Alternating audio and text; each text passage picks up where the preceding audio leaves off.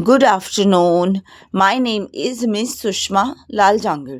आज की इस वीडियो में मैं आप सबको इम्पॉर्टेंस ऑफ गुड वेयरिंग बताऊंगी। अगर हम हमारा वेयरिंग बहुत प्रॉपर होता है, अच्छे से पहनते हैं, वेयरिंग स्टैंडर्ड का होता है, तो 24 आवर्स सेल्फ प्रोटेक्शन डेली होता जाता है 50%। मतलब 50% प्रोटेक्शन अपने आप हो जाता है डेली। वेयरिंग गुड की इम्पोर्टेंस, महत्व अच्छे पहनने का। फर्स्ट, हैंड वॉच, हाथ में घड़ी पहनने से। हैंड वॉच, हाथ में घड़ी पहनने, इससे डिसिप्लिन अपने आप अच्छा सही होता जाता है। अगर हमारा डिसिप्लिन ख़राब है तो अपने आप सही हो जाएगा।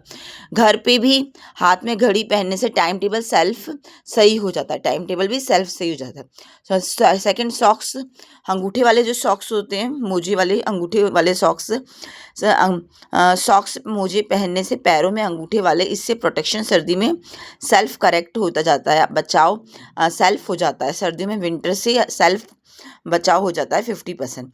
सर्दियों में बचाव के लिए सिर पे टोपी, जो हमारी ऐसी टोपी होती है, टोपी पहननी चाहिए हमको। सर्दियों पे बचाव के लिए जैसे टोपी पहननी चाहिए।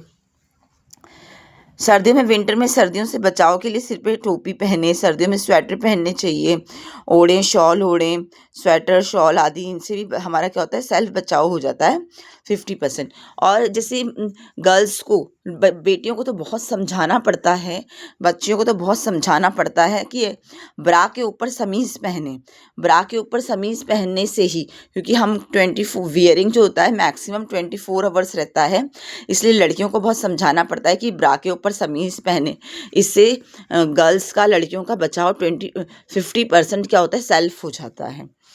और क्या बोलते हैं, एप्रन, जब हम तैयार होके बाहर जाते हैं कहीं, तो सर रसोई में अचानक काम करना पड़ता है, तो ये रसोई का एप्रन हमें पहनना चाहिए जब हम रसोई में काम करें। तो जब भी हम काम करें रसोई में, एप्रन वेयरिंग होना चाहिए।